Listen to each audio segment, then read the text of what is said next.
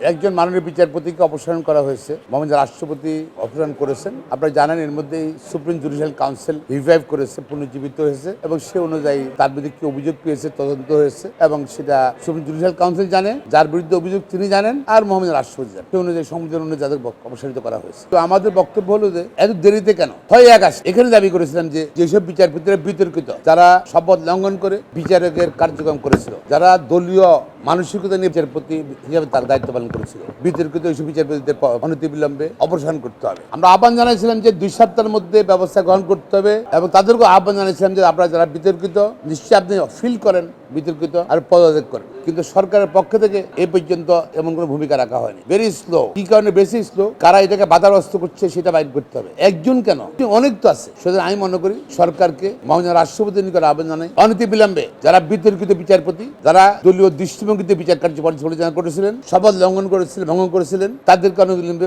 পদত্যাগ করতে হবে, নতুবা তাদেরকে সুপ্রিম জুডিশিয়াল কাউন্সিলের মাধ্যমে তদন্ত করে তাদের থেকে অপসারণ করার ব্যবস্থা গ্রহণ করতে হবে। এই সুপ্রিম কোর্ট তো আপনার ধারণা মানুষ আসে অধিকারের জন্য আসে, মানুষ সংবিধানের অধিকারের জন্য আসে সুপ্রিম কোর্টে। আর সুপ্রিম কোর্টে আওয়ামী লীগের সব এসেছিল যে তারেক রহমান সাহেব বক্তৃতা দেবে, সে বক্তৃতা যেন প্রচার না করে। বারবার বলেছিলাম যে এটা ব্যাড প্রেসিডেন্স। আমি সেদিন কোর্টে বলেছিলাম ব্যাড প্রেসিডেন্স, এটা করেন না। সরকারের যে মুভটা, সরকার যে আওয়ামী লীগের এবং কামরুল ইসলাম সাহেব আইনজীবী ছিলেন, এখন জেলে আছেন, তারেক রহমান সাহেব বক্তৃতা যেন প্রচার না করে। আচ্ছা, এটা করতে পারেন না আপনি, মৌলিক অধিকার বিরোধী। তারপরে কিন্তু হাইকোর্ট থেকে বিচার আপনার আদেশ দেওয়া হয়েছিল তারেক রহমান সাহেবের কোনো বক্তব্য প্রচার করা যাবে না। মানে নিশ্চয় মনে আছে আপনাদের, এটা কি দুষ্কৃত হয়নি বিচার? তারপর অনেকে একই কোর্টে আপনার দেখা যাচ্ছে যে আপনার একই পয়েন্টে মামলা, আমান ইকবাল হোসেন টুকুর মামলা হয়েছে, তাদের আপিল খারিজ করে দিয়েছে। আবার মফিজুল চৌধুরী মায়ের আপিল আরো বেশি, তার সম্পদ থাকা সত্ত্বেও তাকে তারটা আপিল অ্যালাউ করে দিয়েছে, তাকে নির্দোষ বানাই দিয়েছে। এটা কেন হবে? আমরা তো চাই প্রত্যেক, হ্যাঁ, রাজনীতি চিন্তা থাকতে পারে, রাজনীতির মনমানসিকতা থাকতে পারে, বিশ্বাস থাকতে পারে। যেই মুহূর্তে বিচার আপনি শপথ নেবেন সেই মুহূর্তে আপনি বিচার হিসেবে দায়িত্ব পালন করবেন। সেই মুহূর্তে you have to act reasonably, work reasonably, talk reasonably, reasonably. এখন আপনি তো তা করতে পারেন না। এটা আমাদের সুপ্রিম কোর্টের প্রতি মানুষের আস্থাহীনতার সৃষ্টি হয়েছে এবং যেটা আমাদের কত 15-16 বছরে আওয়ামী লীগ সরকার সুপ্রিম কোর্টে যে সম্মান ইজ্জত নষ্ট করেছে, মর্যাদা নষ্ট করেছে, সেটা আমার রিকভার করতে অনেক সময় লাগে। আমরা চাই এটা যেন না হয়, এবং অনতিবিলম্বে যেসব বিতর্কিত বিচারপতি এখনো আছেন, যারা রাজনৈতিক বিচার করেছেন, তারা ভাস ছিলেন এবং সংবিধান লঙ্ঘন করেছেন, তাদের বিরুদ্ধে যদি তারা পদত্যাগ না করে, তাদের বিরুদ্ধে অনতিবিলম্বে ব্যবস্থা গ্রহণ করার জন্য দাবি জানাচ্ছি। অনতিবিলম্বে ব্যবস্থা গ্রহণ করতে হবে। এত দীর্ঘসূত্রে কেন, এত লম্বা সময় নেওয়া হচ্ছে কেন? কাদের স্বার্থে নেওয়া হচ্ছে?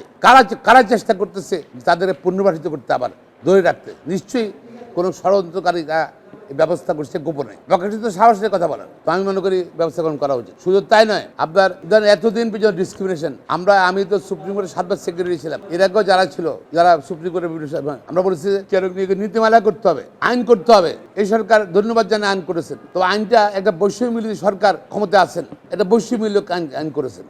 দুঃখজনক না এটা? লজ্জাজনক না এটা? আমরা আশা করছিলাম আইন উপদেষ্টা এটা দাবিতে সঙ্গে সঙ্গে উনি সংশোধন করবেন। উনি বিচারক নিয়োগের জন্য লোয়ার কোর্ট থেকে বিচারক হবে, এই যে তাদের একজন প্রতিনিধি থাকতে হবে, আর আইনজীবীর থেকে কোনো প্রতিনিধি থাকবে না। এরকম কথা হলো, রাখতেন না, কাউকে রাখতেন না। আর যেন সুপ্রিম কোর্টে এখন কিন্তু আপনার বিচারকের স্বল্পতা, অনেক স্বল্পতা, এবং মামলা জমে যাচ্ছে বিচারক নাই স্বল্পতার কারণে। আমি মনে করি অনতিবিলম্বে যে বিচারক নিয়োগের যে আইনটা আছে সংশোধন করেন দয়া করে। আশা করি এই সরকার বৈষম্য বিরোধী সরকার, সুতরাং তারা বৈষম্যমূলক আইনটা সংশোধন করে অনতিবিলম্বে সুপ্রিম কোর্টে, হাইকোর্ট ডিভিশনে এবং আপিল ডিভিশনে বিচারপতি নিয়োগ না করলে কিন্তু এখানে আপনার মামলার জ্বর সৃষ্টি হচ্ছে এবং মানুষ ন্যায় বিচার পাচ্ছে না, বিচার দীর্ঘসূত্রিত লাগছে। এই জন্য আমি মনে করি তাড়াতাড়ি এর সমাধান করা উচিত। আমার কাছে মনে হচ্ছে সরকারের ভিতরে তো কিছু তাদের প্রেতাত্মা রয়ে গেছে গত সরকারের। কে না জানে বিরোধী রাজনৈতিক দলকে, নেতাদেরকে শাস্তি দেওয়ার জন্য রাত্রে 8টা 9টা 10টা পর্যন্ত মোমবাতি জ্বালে, কারেন্ট নাই, মোমবাতি জ্বালিয়ে বিচার করছে। তারা কোথায়? এখন তারা বল অভিজ্ঞতা আছে, তো ট্রান্সফার করছে। ট্রান্সফার করলে ট্রান্সফার কি পারমিশন নাকি? তারা যে বিচারিক যে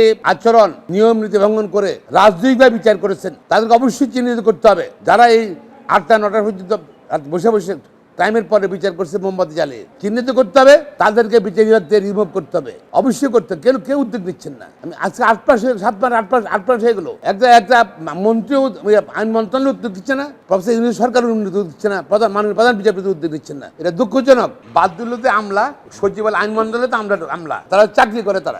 তাদের দেখেন, আমলারা আমাদের মাননীয় আইন উপদেষ্টার কিন্তু আমাদের মিটিং হয়েছিল, ওনার মানসিকতা কিন্তু মনে হচ্ছিল যে না, ওনার ব্যালেন্স একটা আইন করতে চাচ্ছে। পরবর্তীতে আইন মনোনয়নের সময় দুইটা জিনিস ঢুকে গেল। একটা হলো যে দরখাস্ত আহ্বান করতে হবে, আর দরখাস্ত পাবলিক কাছে দরখাস্ত আহ্বান করবেন না কিনা? সুপ্রিম কোর্টের বিচারপতি নিয়োগ করবেন আপনি, মর্যাদা সম্পন্ন ব্যক্তিত্ব, সৎ ব্যক্তিত্ব সম্পন্ন, মেধা সম্পন্ন লোক, সে কি আসছে দরখাস্ত দিয়ে করবে? এটা ভারতে আছে, এটা শ্রীলঙ্কায় আছে, পাকিস্তানে আছে, কোথাও নেই পৃথিবীতে। ওনারা ঢুকে দিচ্ছেন এটা। প্লাস এই যে ডিসক্রিমিনেশন, এই যে বৈষম্য আইন যেটা, সেটা কিন্তু কোথায় আছে?